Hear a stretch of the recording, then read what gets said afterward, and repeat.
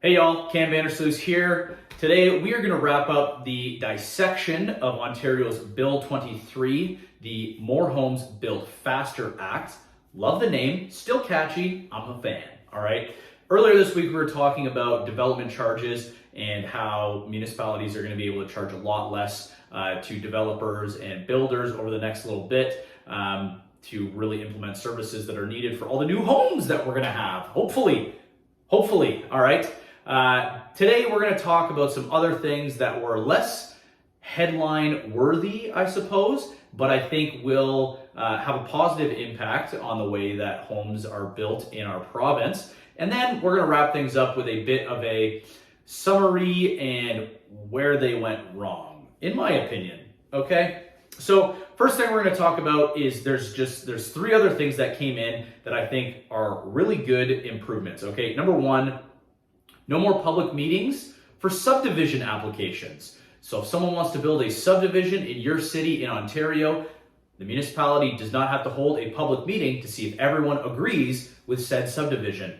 Win, okay? Saves us time and a headache, all right? Number two, now in Ontario, municipalities are gonna have to update their bylaw to allow anyone to build up to 3 residential units on a residential parcel in a city. So you own a home, you have a lot of space in your backyard, you want some more income, build another housing unit. There's no minimum size for these units and you just have to have one parking space for that unit. So there's gonna be a lot more information that comes out on how people can capitalize on that and contribute to what the province is calling gentle density.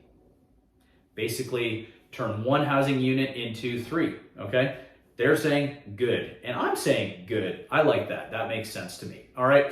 And last but not least, the biggest headache I think that anyone has to deal with is potentially the Architectural Conservancy. I don't even know if I'm saying it right. Anyhow, you own an old house that is gross, and you want to tear it down to build something new. That makes sense to me, to a lot of people, I think. But to some people, that is terrible. How could you possibly do that to an old, decrepit building that's been here for maybe 100 years at the most, okay?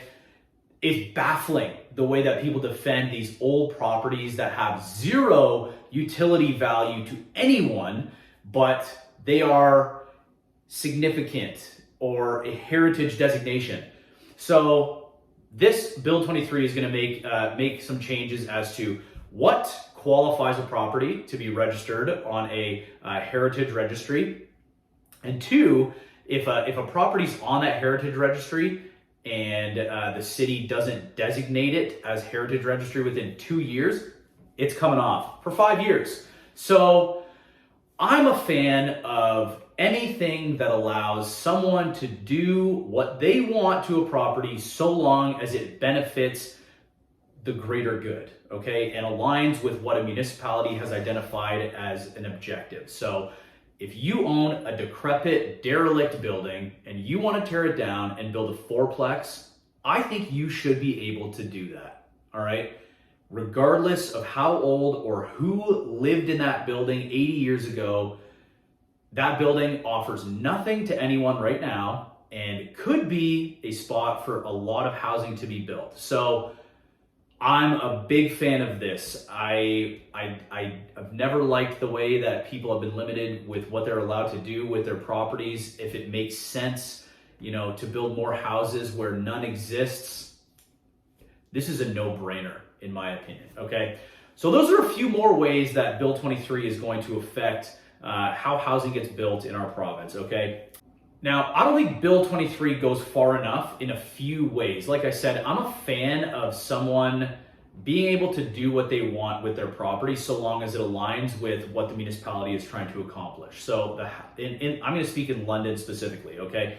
The City of London says that it wants to grow inwards and upwards, meaning less urban sprawl, more density in the core, and more density along public transit lines, which have been identified by the city. There's one that goes north and south, and then one that goes east and west across the city. So I think that more needs to be done to encourage development in the core and along those transit lines, okay? I think more needs to be done also to limit opposition to any of this, because there are a lot of people in our city that say we need more housing. That's obvious. We want more housing. We need more rental. We need more affordable units. We just need more of everything right now.